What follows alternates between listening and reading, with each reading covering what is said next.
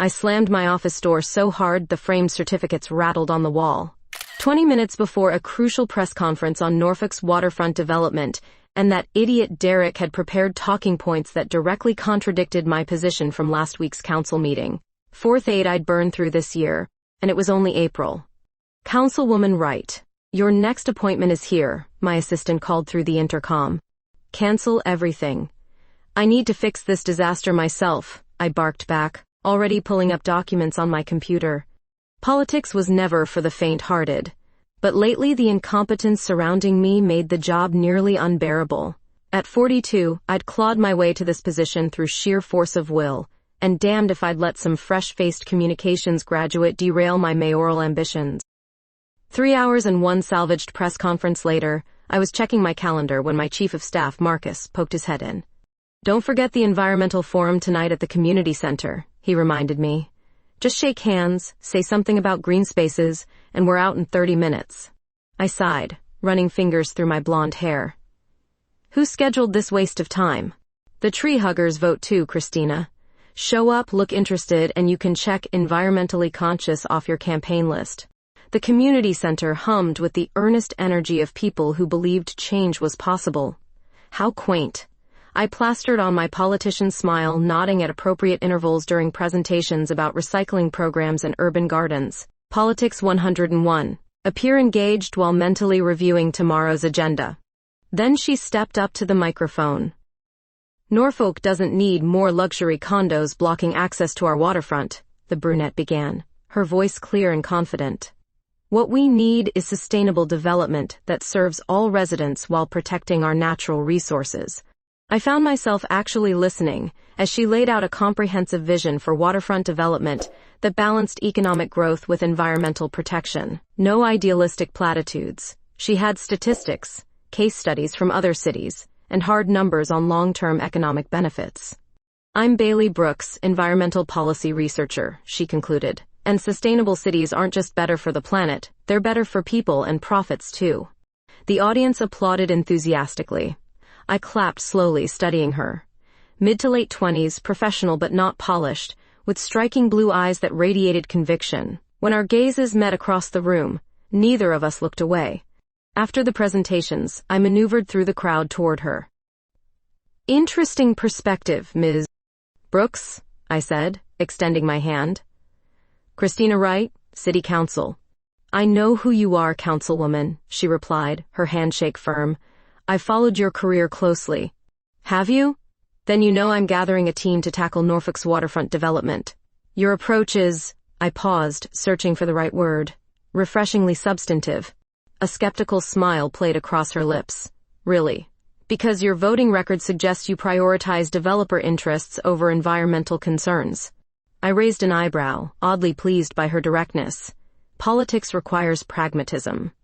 Ideals don't build infrastructure. And short-sighted development doesn't build sustainable cities, she countered. We circled each other verbally for 20 minutes, debating policy points with increasing animation. She challenged my positions without the deference I typically received. It was invigorating. Do you have a card, Ms. Brooks? I finally asked. She handed one over. Environmental Policy Advisor read her title. My office will contact you tomorrow, I said. I could use someone who doesn't just nod along with everything I say. Bailey's eyes widened slightly. Are you offering me a job? Let's call it an opportunity to put your ideas into action rather than just talking about them. I smiled genuinely this time.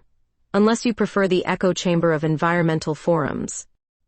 I prefer making actual change, Councilwoman. Christina, I corrected. If we're going to work together, it's Christina. As I walked to my car, Marcus hurried to catch up. What was that about? You were talking to that environmental girl forever. I just hired my new policy advisor, I replied, unable to explain the certainty I felt. Without vetting? Without reviewing credentials? I glanced at Bailey's card again. Something about her challenged me in ways I hadn't felt in years. Sometimes, Marcus, you have to trust your instincts. 2 weeks into her new job, and Bailey was still a contradiction I couldn't quite resolve. In meetings, she challenged developers with detailed questions about environmental impact that left them stammering. Yet when confronted with political realities, she'd look at me with those earnest blue eyes like I'd personally betrayed Mother Nature. "You can't just roll over for coastal developers," Bailey argued, following me into my office after a particularly tense negotiation. "Their proposal would destroy wetlands that protect us from flooding." "I'm not rolling over," I replied, sinking into my chair. "I'm finding middle ground. Welcome to politics." "Politics," she huffed, as if the word tasted bitter. "Is that what we call selling out now?" I should have fired her on the spot for insubordination. Instead, I found myself explaining the nuances of my strategy, something I rarely bothered to do. "Bailey, when you've been in this game as long as I have, you learn to pick your battles.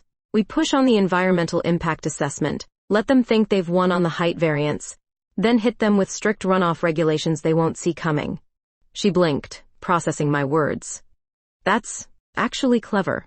"Try not to sound so surprised," I said dryly, but found myself smiling. Over the next few weeks, an unexpected rhythm developed between us.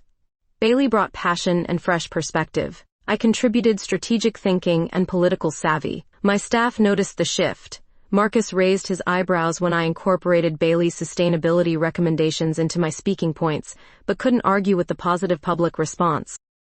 One night, as a storm lashed against the windows, Bailey and I were the last ones in the office, surrounded by budget proposals and environmental impact reports. The fluorescent lights buzzed overhead as we debated water conservation measures. "Look at these numbers," she insisted, leaning across my desk to point at a chart. Her finger brushed against mine as we both reached for the same document. Just a touch, that's all it was. But something electric passed between us, and for a suspended moment neither of us moved. I met her eyes, noticing for the first time the tiny flecks of gray interrupting the blue. She pulled back first, tucking a strand of hair behind her ear. "Sorry," she murmured. "For what?" I asked, my voice unnaturally even. We returned to work, the moment unacknowledged but hanging between us like something tangible. The following week brought a cascade of crises: a leaked memo from a developer, angry calls from donors, a hit piece in the local paper questioning my commitment to campaign promises. By Friday night, my head throbbed with tension as I worked later than usual, hoping to salvage what had become a political nightmare. That's when I heard it. Gentle guitar chords floating down the hallway. The melody was haunting, unfamiliar. I followed the sound to the small conference room where Bailey sat perched on a table, eyes closed, fingers moving deftly across the strings of an acoustic guitar. I stood silently in the doorway, transfixed. This wasn't the assertive policy advisor who challenged me daily. This Bailey seemed vulnerable, lost in music that spoke of longing and possibilities. When she began to sing softly, her voice husky and intimate, something shifted in my chest. She opened her eyes mid-verse and startled when she saw me. "Don't stop," I said quietly. "I didn't realize anyone was still here," she replied, her cheeks coloring. "I sometimes play when I need to think." "You're good, really good." I moved into the room, drawn by curiosity. "Where did you learn?" Bailey smiled, a genuine expression I rarely saw at work. "I've played since I was 12. It keeps me sane when policy work makes me want to scream." "Does working for me make you want to scream often?" I asked, perching on the edge of the table beside her. "Only every other day," she answered with surprising honesty, then laughed. "But I'm learning there's more to Councilwoman Christina Wright than her tough reputation suggests." Our eyes met, and the earlier electricity returned, more insistent this time. I found myself studying her face. The determined set of her jaw softened by the gentle curve of her lips, the passion that animated her features when she spoke about things that mattered. "Play something else," I requested, suddenly uncomfortable with my thoughts. Bailey hesitated, then began a melancholy tune I vaguely recognized. "It's an old Fleetwood Mac song," she explained, "about relationships that are complicated but inevitable." As her fingers plucked the strings and her voice filled the space between us, I realized I was seeing a side of Bailey Brooks that made her more than just a valuable team member. It made her dangerous in ways I wasn't prepared to confront. When she finished, the silence felt weighted with possibility. "I should go," I said, standing abruptly. "Early meeting tomorrow." Bailey nodded, something unreadable crossing her features. "Good night, Christina." Walking to my car, I tried to dismiss the uncomfortable awareness that had taken root inside me. Bailey was my employee, younger, idealistic, everything I couldn't afford in my calculated path to higher office. Yet as rain began to fall, I couldn't shake the memory of her fingers on the guitar strings, and wondered if they would feel as gentle against my skin. For 2 weeks I pretended that night with the guitar never happened. Our working relationship continued, professional yet charged with something unspoken. Bailey proved herself invaluable. Her environmental initiatives were gaining traction with voters who'd previously viewed me as being in developers' pockets. "Interesting piece in the Herald today," Marcus commented, dropping the newspaper on my desk. "Environmental crusader Wright takes stand against corporate interests." He raised an eyebrow. "Your new advisor is certainly changing your image." I skimmed the article. "Is that a problem?" "Not if you're deliberately pivoting, but it's a significant shift from your established platform." "Sometimes evolution is necessary," I replied, thinking not just of politics. That evening I was reviewing polling data when my phone buzzed with a text from an unknown number, 9 p.m. tonight. "The basement on Granby. Come alone. See another side of your policy advisor. B." I stared at the cryptic message. The basement was an underground music venue, literally underground, in the cellar of a historic building, not exactly where you'd find city council members on a Thursday night. Professional boundaries dictated I should ignore the message. Instead, I found myself changing into jeans and a black blazer, telling myself this was simply research into a valuable team member. The basement was dimly lit, walls vibrating with bass from speakers. I felt conspicuously out of place among 20-somethings in edgy clothes. Finding a shadowed corner, I ordered whiskey neat and waited. When the lights dimmed further and a female voice announced voltage, the crowd surged forward. 4 women took the stage, and there was Bailey, transformed. Gone was the professional policy advisor with neat blouses and sensible shoes. This Bailey wore ripped jeans and a vintage t-shirt cut to expose her shoulders, hair wild, eyes lined with smudged black. When she strapped on an electric guitar and stepped to the microphone, I barely recognized her. The first chord hit like a physical force. Bailey's fingers flew across the strings with controlled aggression, her voice raw and powerful as she sang about revolution and desire. The juxtaposition against her daytime persona was staggering. I watched, transfixed, as Bailey commanded the stage. The band was good, really good, with tight harmonies and original songs that had the crowd shouting lyrics back. But it was Bailey who held my attention, her whole body an instrument of expression as she performed. The lead singer, a statuesque woman with vibrant red hair, shared intense eye contact with Bailey during several songs, their chemistry obvious. Something uncomfortable twisted in my chest at their interaction. After the set, I debated leaving before Bailey spotted me, but as the crowd dispersed toward the bar, she emerged from backstage, scanning the room until she found me. "You came," she said, slightly breathless, eyes bright with leftover adrenaline. "Quite a different skill set from environmental policy," I replied, trying to sound nonchalant. "Disappointed?" "Impressed, actually. You're very talented." The red-haired singer appeared, sliding an arm possessively around Bailey's waist. "Who's your friend by?" "Emma, this is Christina Wright, my boss." "Christina, this is Emma Cox, our lead vocalist." Emma's smile cooled noticeably. "The politician. Bailey mentions you constantly." "All good things, I hope," I said lightly, though the tension was palpable. "She says you're brilliant but stubborn," Emma replied. "Didn't mention you were her type." "Emma," Bailey warned. "What? Just making conversation." Emma kissed Bailey's cheek with deliberate slowness.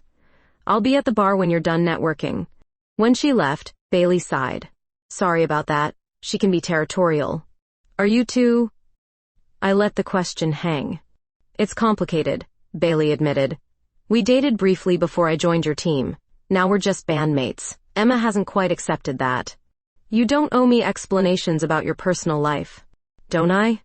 Bailey challenged quietly. "After what's been happening between us?" The directness caught me off guard. "Nothing's happening between us." "Then, why are you here tonight?" I had no answer that wouldn't expose too much. "Let me buy you a drink," she offered, filling the silence. Unless the respectable councilwoman is worried about being seen in a dive bar with a rock musician. One drink turned into 2 as Bailey told me about Voltage, formed 3 years ago, playing gigs around Virginia, recently approached by an independent label scout. Her face lit up talking about music in the same way it did discussing environmental policy. Why politics then? I asked. Why not pursue music full-time? Because I believe we need change from within the system, she answered. Music feeds my soul, but policy work might actually save the planet. As the bar emptied, we found ourselves on a narrow balcony overlooking the street. The night air carried the scent of impending rain. I abandoned my own creative dreams, I confessed, surprising myself with the admission. I painted, watercolors mostly. Not bad either. But it wasn't practical. What would young Christina think of Councilwoman Wright? Bailey asked gently. She'd be impressed by the power but disappointed by the compromises, I admitted. Bailey's hand found mine in the darkness. Maybe she'd also be proud of the difference you're making. The warmth of her fingers intertwined with mine sent electricity through my body. When she stepped closer, I didn't move away. Her eyes questioned, giving me every chance to retreat. I answered by leaning forward until our lips met in a kiss that felt both inevitable and impossible. Her mouth was soft, tasting faintly of whiskey and possibility. My hand moved to her waist, drawing her closer as the kiss deepened. Reality crashed back when someone exited onto the balcony. We separated instantly, the moment shattered. Bailey's eyes were wide, reflecting my own shock at what we'd just done. Christina. This was a mistake, I cut her off. I'm your boss, this can't happen. I left quickly, the taste of her still on my lips, wondering how something so wrong could feel so desperately right.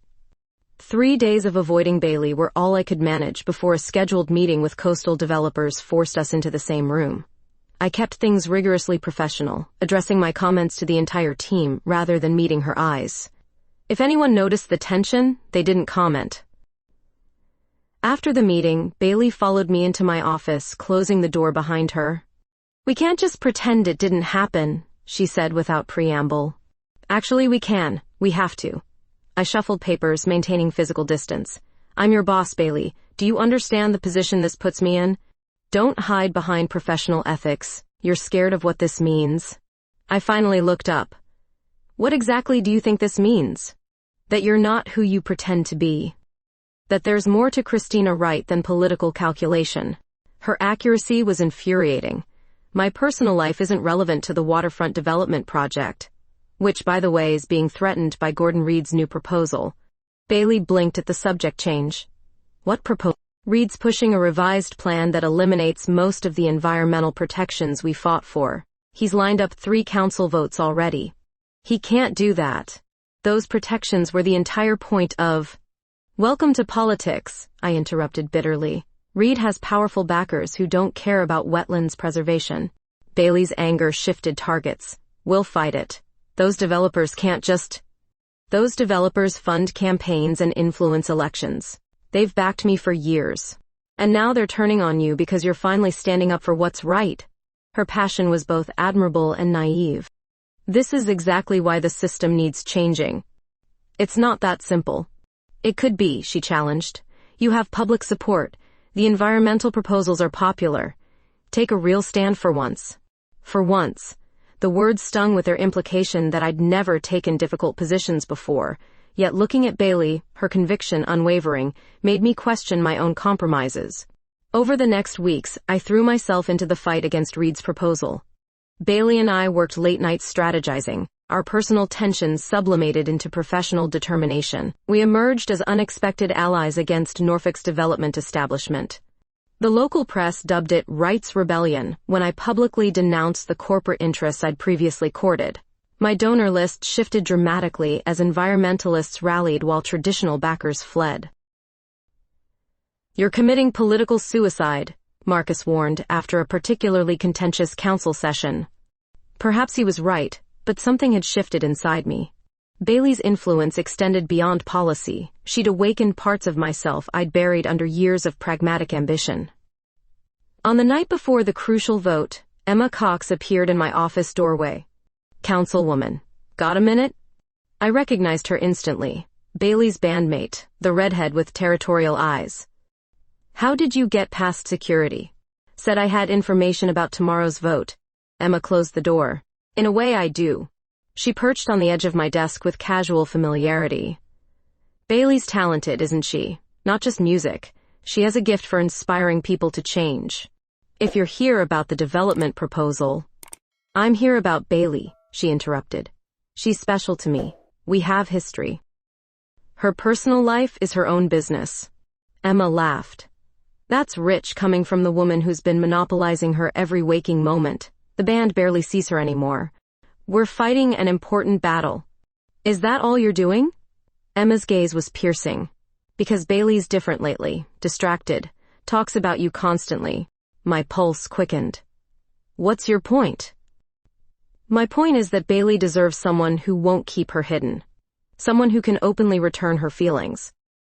Before I could respond, the door opened and Bailey herself appeared, stopping short at the tableau before her.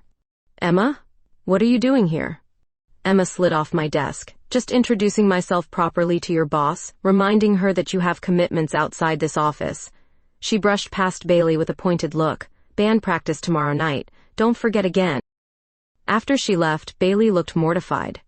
Christina, I'm sorry. I had no idea she would come here. She's protective of you. She's possessive. There's a difference. Bailey moved closer. What did she say? Nothing that wasn't true. I stood, needing movement. You do have a life beyond this office.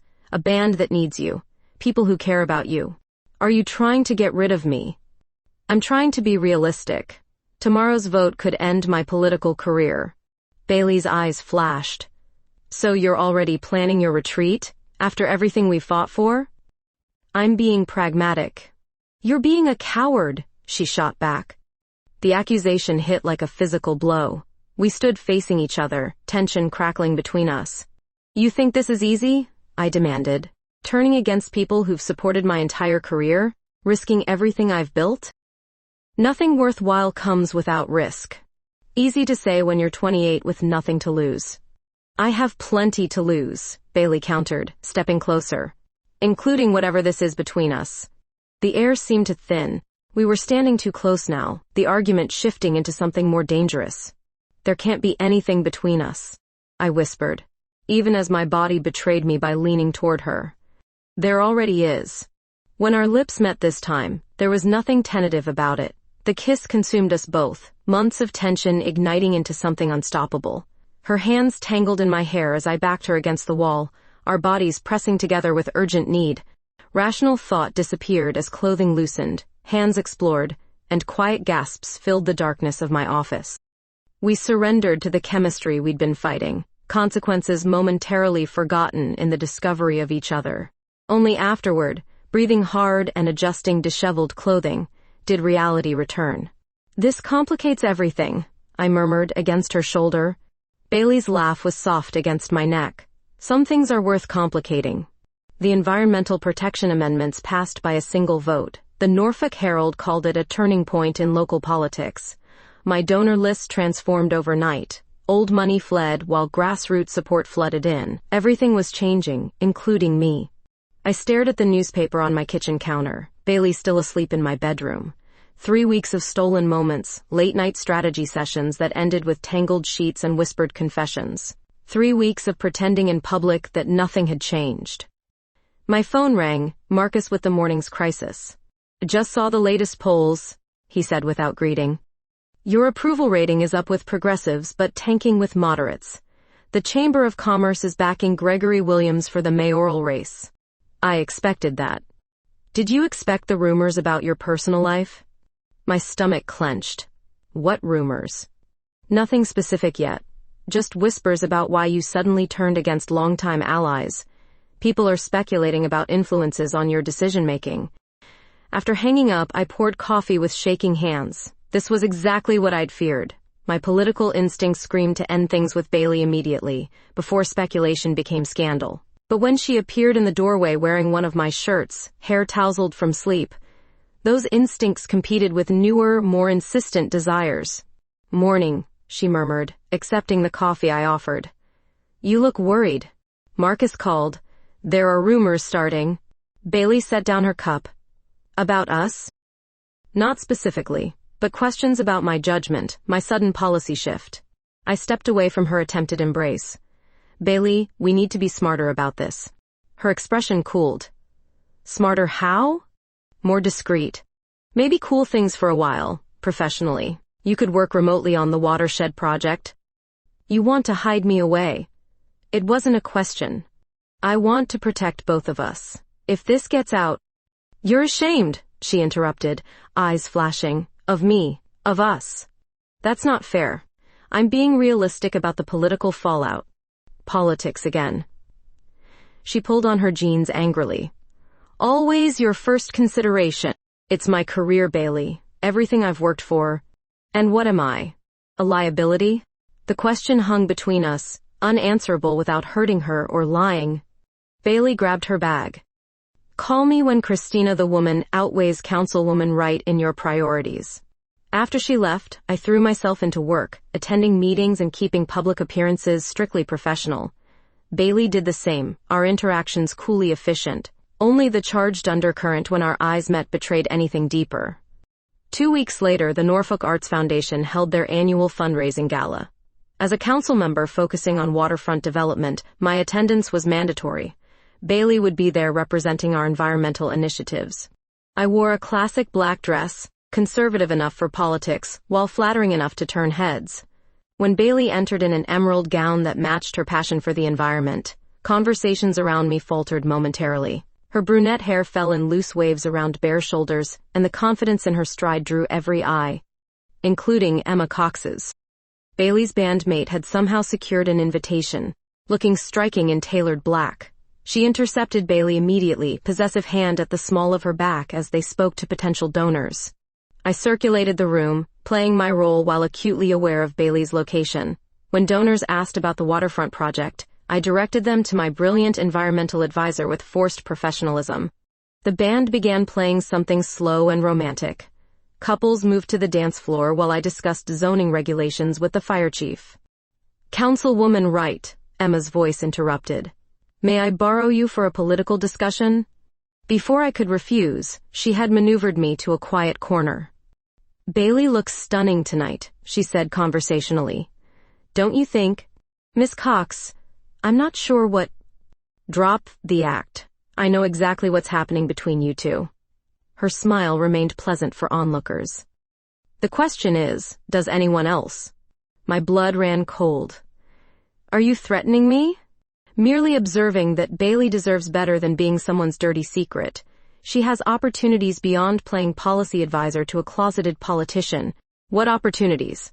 I asked, trying to sound indifferent.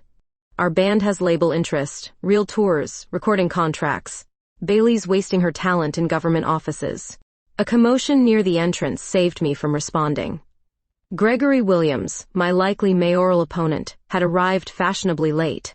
Your competition looks confident, Emma noted. Wonder how he'd use the information that you're sleeping with your much younger female staff member? I stared at her. You wouldn't. I care about Bailey. If forcing your hand protects her from inevitable heartbreak when you choose your career over her, so be it. Emma glided away, leaving me shaken. As the evening progressed, I watched Bailey across the room, wondering if Emma had shared her suspicions or threats. The band shifted to a waltz. Political instinct said to find a safe male colleague to dance with. Instead, I crossed directly to Bailey. Dance with me, I said quietly. Surprise flickered across her face. Is that wise, councilwoman? Probably not. After a moment's hesitation, she took my offered hand. We moved onto the floor maintaining professional distance, yet the connection between us electrified the space. Emma knows about us, I murmured. She implied she might tell others. Bailey missed a step. She what? She thinks I'm using you. That I'll hurt you eventually. That's my risk to take. Bailey's eyes held mine. The question is whether you're willing to take any risks at all. As we turned across the floor, I became aware of curious glances, whispered comments. We were attracting attention simply by dancing. Everyone's watching, Bailey observed. Let them. My hand tightened on hers. I've missed you. Her lips curved slightly. Enough to stop hiding? I couldn't answer, not yet. But as our bodies moved together in perfect rhythm, something shifted inside me. For the first time, I began to wonder if some things might be worth more than political ambition. When the music ended, we remained holding hands a moment too long before separating. Emma watched from the sidelines, her expression calculating. Gregory Williams observed with raised eyebrows. The whispers had already begun. There would be no going back to simple discretion now. The morning after the gala, a photo appeared in the Norfolk Herald Society pages.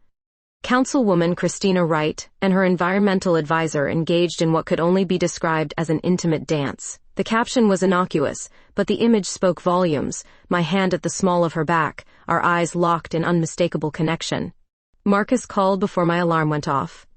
"Tell me there's nothing to this," he demanded without greeting. I stared at the ceiling of my bedroom, Bailey's side of the bed already empty. She'd left at midnight, both of us aware that appearances still mattered. "It was just a dance, Marcus. Don't insult my intelligence. I've worked with you for 7 years. His voice softened slightly. "Christina, is this worth torpedoing your mayoral campaign?" Before I could answer, my call waiting beeped, the Herald requesting comment about my apparent personal relationship with my staffer. By noon, 3 more reporters had called. The whispers had begun. I texted Bailey, "We need to talk, my place. 7 p.m. She replied simply, "I'll be there." The day passed in a blur of damage control and pointed questions I deflected with practiced non-answers. By evening, I was mentally exhausted but no less certain of what needed to happen. When Bailey arrived, her expression was guarded. I saw the photo. "Everyone saw the photo," I replied, pouring us both whiskey. "Gregory Williams is already suggesting I've compromised ethical standards by becoming involved with a subordinate." "And have you?" Her voice was steady, challenging. I met her eyes directly. Yes. The admission hung between us, finally spoken aloud. "So what happens now?" she asked. "You end things to save your reputation?" "That would be the politically expedient choice." Bailey's mouth tightened. "Then why am I here? To be let down gently?" Instead of answering, I crossed to my desk and retrieved a folder. "Before we discuss us, there's something else. Reed Coastal wants to meet." Her expression shifted to confusion. "Why?" "We defeated their proposal. They have photographs, Bailey, of us, at my apartment." My voice remained steady though my heart raced. "Apparently, Gregory Williams has friends in the private investigation business." Bailey paled. "Blackmail?" "They're offering a deal." I publicly reverse my position on the environmental regulations, and the photos disappear. "And if you don't?" "They go to the ethics committee, and every news outlet in Virginia." Bailey paced my living room, running hands through her hair. "This is exactly what I was afraid of. I've become your liability." "No," I said firmly. "Their corruption is the liability. You're the best thing that's happened to my career and my life." She stopped pacing. "What did you say?" "You heard me." I stepped closer. "You've reminded me why I got into politics in the first place, to make actual change, not just play the game." "Christina, I'm not letting them use us against each other." My decision crystallized as I spoke. "I'm going public first." "What?" "Tomorrow morning I'm calling a press conference. I'm announcing my mayoral campaign, introducing my environmental platform, and addressing the rumors directly." Bailey stared at me. "You'll destroy your career." "Maybe. Or maybe voters care more about honest leadership than politicians think." I reached for her hand. "The only thing I know for certain is that I'm tired of hiding what matters to me." That night, we talked until dawn, about consequences, strategies, fears. When Bailey finally fell asleep in my arms, I watched the sunrise painting my bedroom walls gold, wondering if it was the last peaceful morning of my political career. The press conference was scheduled for 10 a.m. At 9:45, as my staff prepared the podium, Bailey pulled me into an empty office. "Are you sure about this?" Her eyes searched mine. "There's still time to reconsider." Instead of answering, I kissed her. A soft, deliberate kiss that conveyed everything words couldn't. Cameras flashed the moment I approached the microphone, reporters already buzzing about potential announcements. "Good morning," I began, my voice steadier than I felt. "Today I'm officially announcing my candidacy for mayor of Norfolk." The expected applause followed as I outlined my platform: environmental protection, sustainable development, transparent governance. Then I paused, feeling Bailey's presence at the back of the room.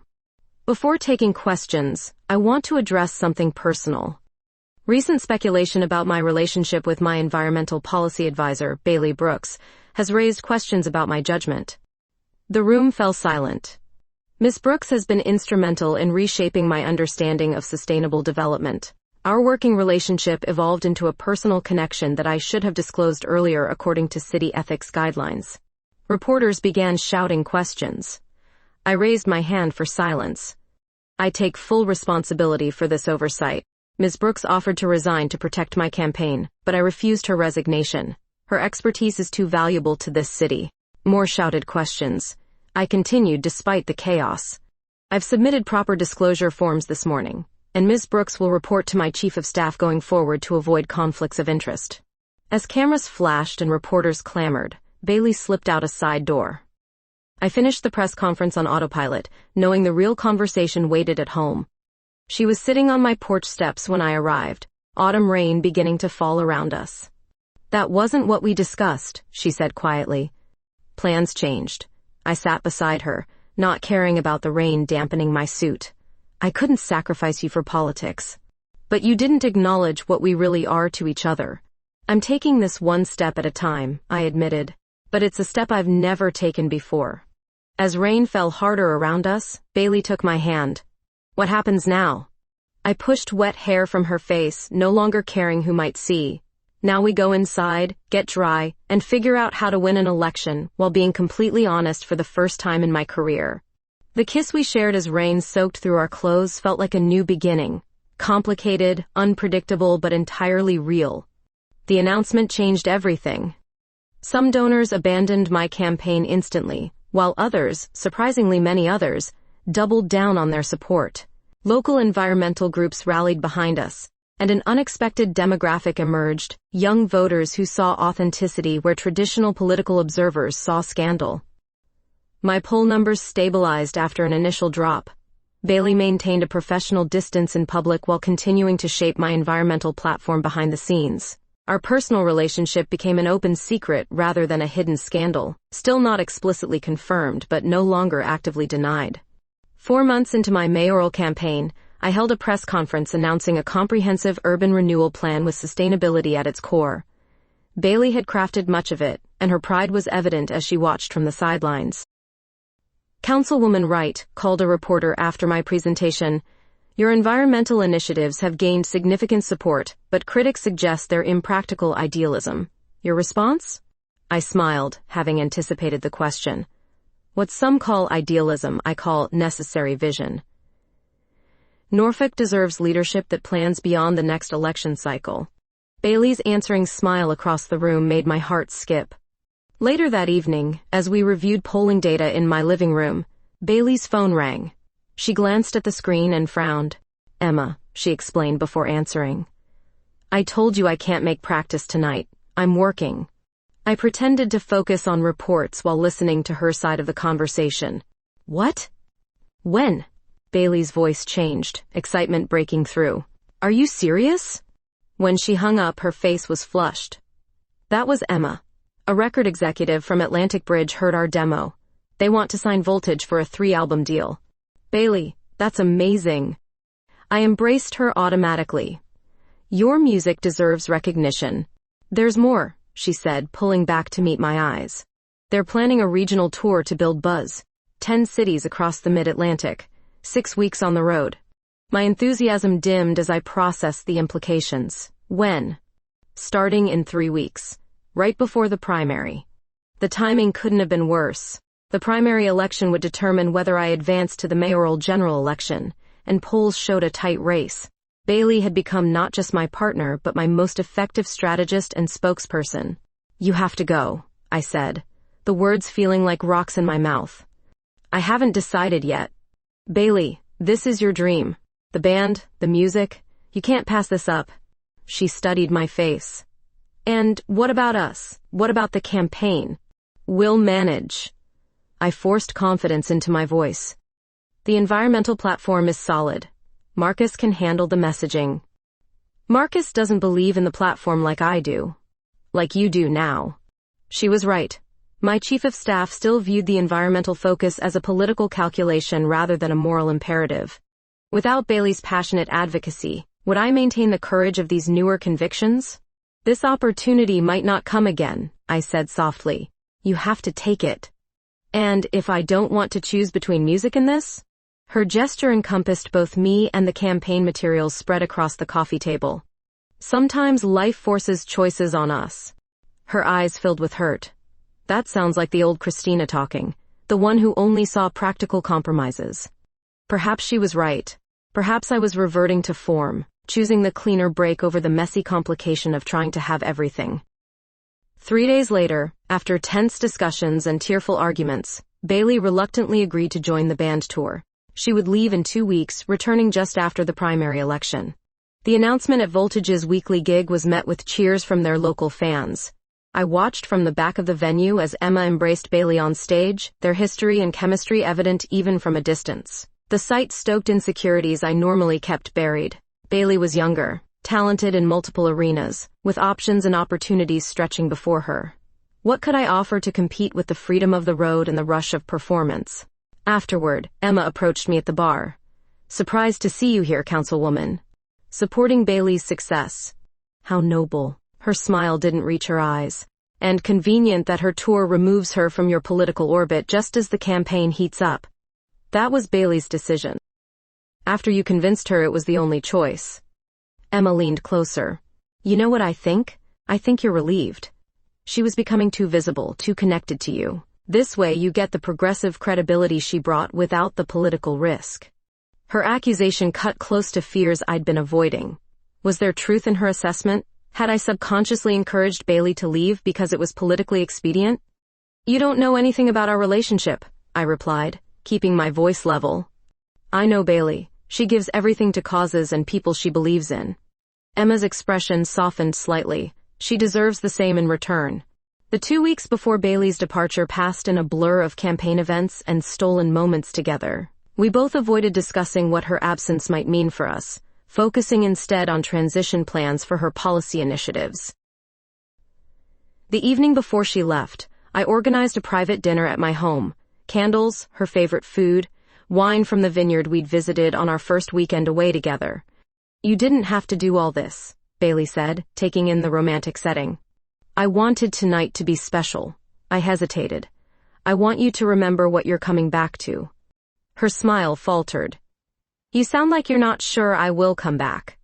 I couldn't voice my deepest fear, that once she tasted freedom from Norfolk politics and from me, she might choose a different path. "I just want you to know I support your dreams," I said instead. "All of them." Later, as we lay entwined in my bed, Bailey propped herself on one elbow to look down at me. "Ask me to stay," she whispered. "What?" "Ask me to stay, and I will." I touched her face gently. "I can't do that." "Why not?" "Because I love you too much to clip your wings."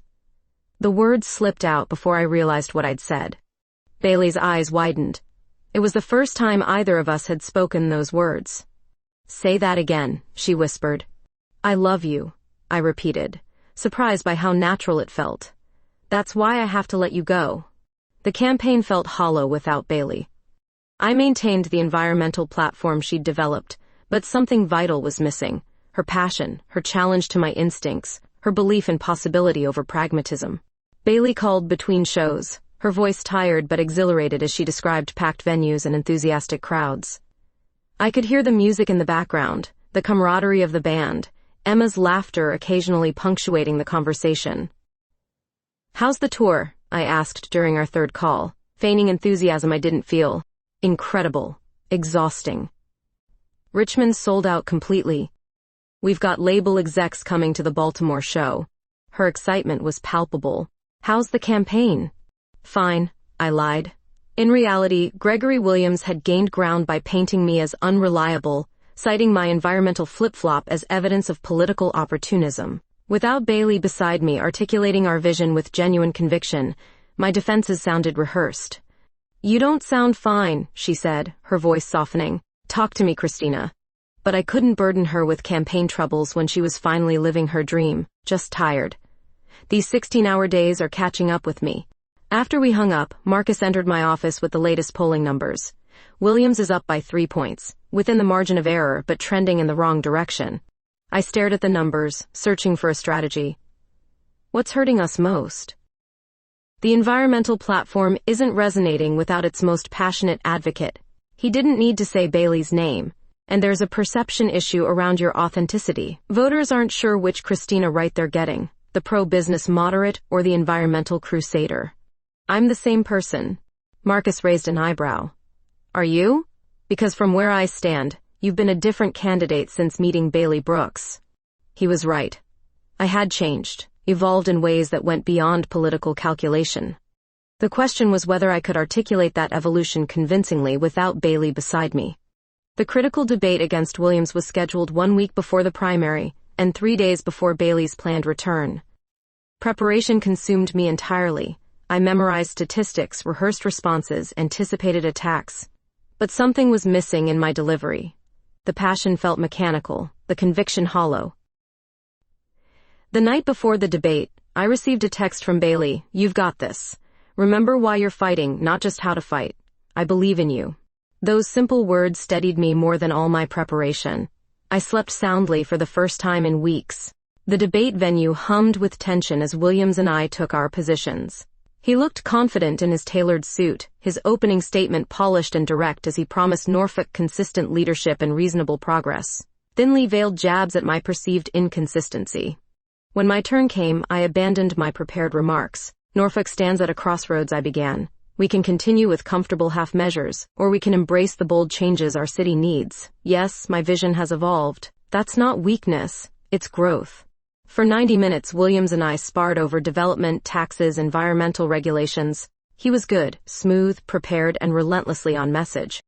But something had awakened in me, a clarity of purpose that cut through political calculation. When Williams attacked my environmental platform as economically reckless, I countered with passion rather than defensive statistics. What's reckless is ignoring our responsibility to future generations, I said, thinking of Bailey's unwavering conviction.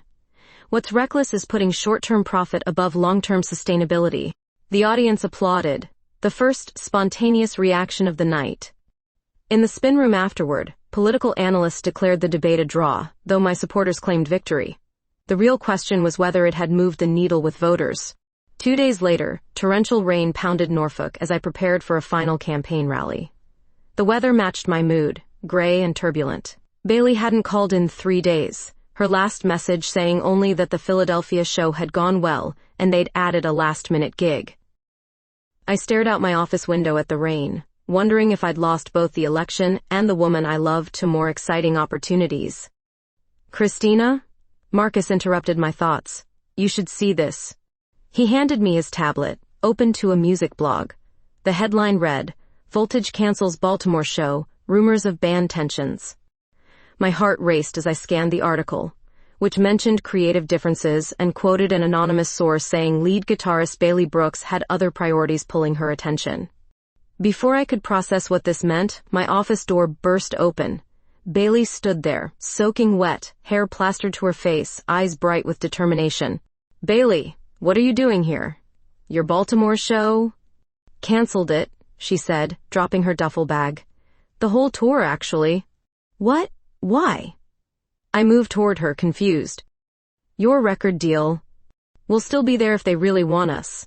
Emma's furious, but she'll get over it. Bailey pushed wet hair from her face. I was on stage in Richmond when I realized something wasn't right. What wasn't right? Me. I was playing the songs, but I wasn't feeling them.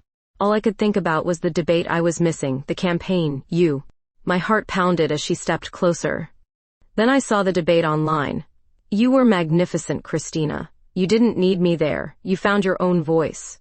I always had the voice, I admitted. You just helped me remember what it was for.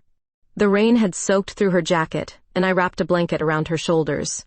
You shouldn't have abandoned your tour. Your dream... That's what I realized, she interrupted, her eyes holding mine.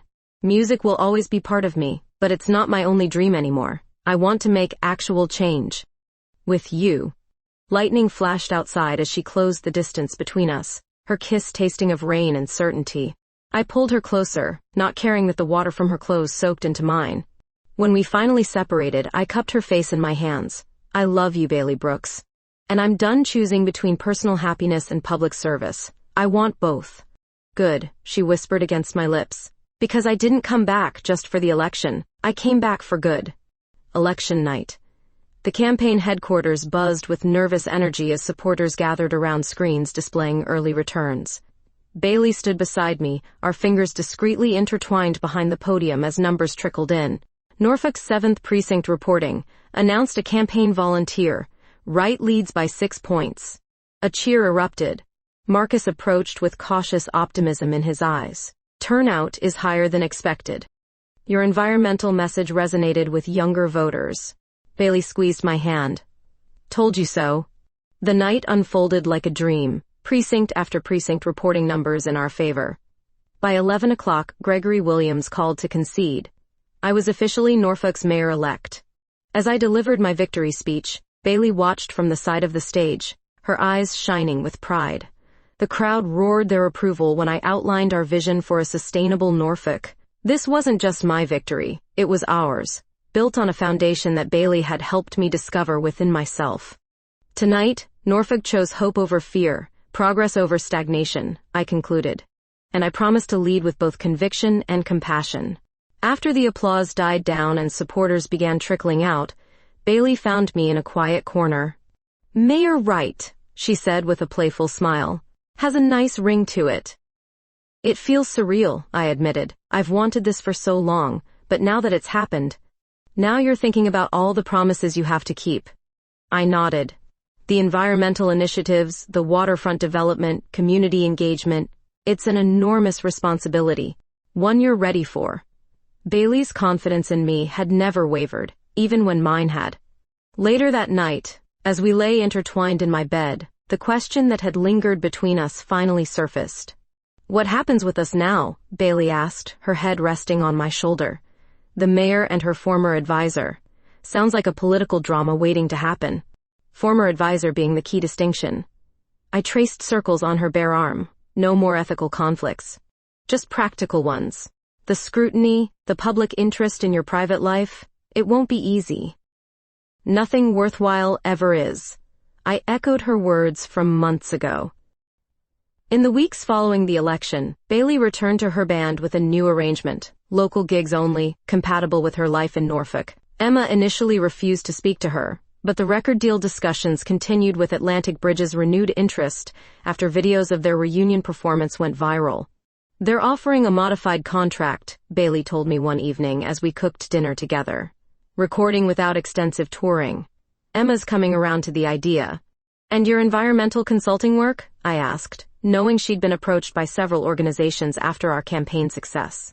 The Waterfront Conservation Group made a compelling offer.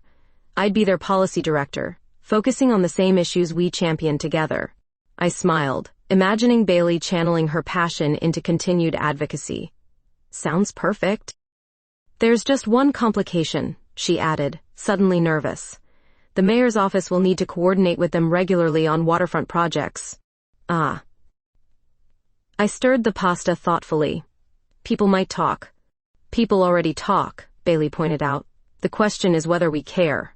The inauguration ceremony in January drew record crowds. As I took the oath of office, I spotted Bailey in the front row, her smile brighter than the winter sunshine. My speech outlined ambitious plans for Norfolk's future. Sustainable development, community revitalization, transparent governance. What surprised everyone came afterward. The inaugural celebration included local artists and musicians, my idea, breaking with tradition. When Voltage was announced as the final act, whispers rippled through the crowd. Bailey took the stage with her bandmates, Emma having finally accepted their new reality. They launched into an acoustic version of the song I'd first heard Bailey playing alone in the office so many months ago. As the final notes faded, I made my way to the stage, heart pounding. This wasn't in the official program. Thank you all for celebrating this new beginning for Norfolk, I said into the microphone. And now, if you'll indulge me one more moment. I turned to Bailey, who watched me with curious eyes. Throughout the campaign, many asked what inspired my environmental platform. The answer is standing right here. The crowd murmured as I continued. Bailey Brooks challenged me to be better, to see beyond political expediency to what our city truly needs. She makes me braver, more honest, more myself. Taking a deep breath, I extended my hand. And I think it's time Norfolk knows exactly who their mayor is. Bailey hesitated only a moment before setting down her guitar and taking my offered hand. As we stood together on stage, fingers intertwined in full view of everyone, the crowd's reaction hung in breathless suspension. Then applause broke out, scattered at first, then building to thunderous approval. I caught Marcus's eye in the crowd. He shook his head with a wry smile that said, "Always full of surprises." Later that night, as supporters celebrated around us, Bailey leaned close. "That wasn't very politically calculated of you, Mayor Wright." "No," I agreed, watching Emma and the band playing an encore across the room. "It was something better. It was true." Bailey's band launched into a new song, one I hadn't heard before. Seeing my surprise, Bailey smiled. "I wrote it last week. It's called No Compromises."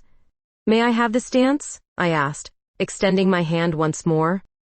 As we moved together on the dance floor, no longer hiding, I realized that for the first time in my political career, I was fully present. No calculation, no performance, just authentically myself. Bailey had given me that, along with her heart. The woman who had once seemed a political liability had become my greatest strength.